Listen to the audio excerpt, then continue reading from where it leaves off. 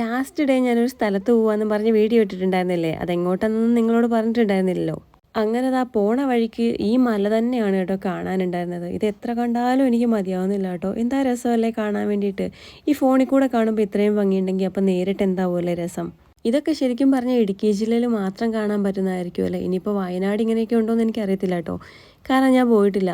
നല്ലൊരു ക്ലൈമറ്റും അതിൻ്റെ കൂടെ ഇങ്ങനത്തെ ഭംഗിയുള്ള കാഴ്ചകളും കൂടെ ആകുമ്പോഴേ നമ്മൾ ബസ്സിൽ യാത്ര ചെയ്യുന്നതിൻ്റെ ഒരു ബുദ്ധിമുട്ടൊക്കെ അങ്ങ് മറന്നു പോകും കേട്ടോ.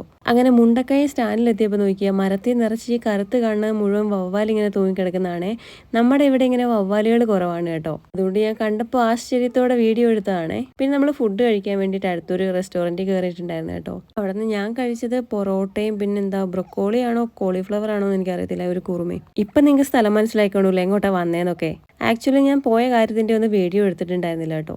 തിരിച്ചു പോണ വഴിക്കാണ് വീഡിയോ എടുക്കണമല്ലോ, കാര്യം എന്താണെന്നൊന്നും കാണിച്ചില്ലല്ലോ എന്ന് ഓർത്തത്.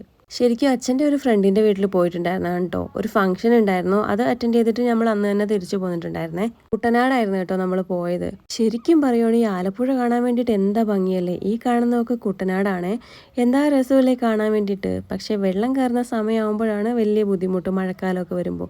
പക്ഷേ എനിക്ക് ഈ കാഴ്ചകളൊന്നും കണ്ടിട്ട് കണ്ണെടുക്കാനേ തോന്നില്ല. എന്താ രസമെന്ന്. വഴിയോരത്ത് ഇതുപോലെ വലിയ തണലുള്ള മരവും രണ്ട് ചേട്ടന്മാരും ഉണ്ട് വിശ്രമിച്ചുകൊണ്ടിരിക്കുന്നത്. ഇതൊക്കെ കാണുമ്പോൾ എനിക്ക് ഭയങ്കര ഇഷ്ടം കേട്ടോ. പിന്നെ തൊട്ടടുത്ത് ടീ ഷോപ്പും എല്ലാം കൂടെ ആകുമ്പോൾ നല്ലൊരു ആംബിയൻസ് കേട്ടോ. എനിക്ക് ഈ ആലപ്പുഴ ഭയങ്കര ഇഷ്ടമാണ്. അങ്ങനെ ഇതാ നമ്മുടെ ടൗണിലെത്തിയതിന് ശേഷം നമ്മളൊന്ന് ഫുഡ് കഴിക്കാൻ വേണ്ടി കയറിയിട്ടുണ്ടായിരുന്നേ. രാത്രി ആയിട്ടുണ്ടായിരുന്നു, ഒരു 8-9 മണിയൊക്കെ ആയിട്ടുണ്ടായിരുന്നേ. യാത്ര ചെയ്തിട്ട് ഒരുപാട് മടുപ്പായിട്ടുണ്ടായിരുന്നു കേട്ടോ. കാരണം കൊച്ചുങ്ങളൊക്കെ ആയിട്ട് യാത്ര ചെയ്യുമ്പോൾ വലിയ ബുദ്ധിമുട്ടാണ്. പിന്നെ അവനാണെങ്കിലും മടുത്തു കേട്ടോ. പക്ഷെ മടുപ്പൊന്നും അവൻ കാണിച്ചിട്ടുണ്ടായിരുന്നില്ല.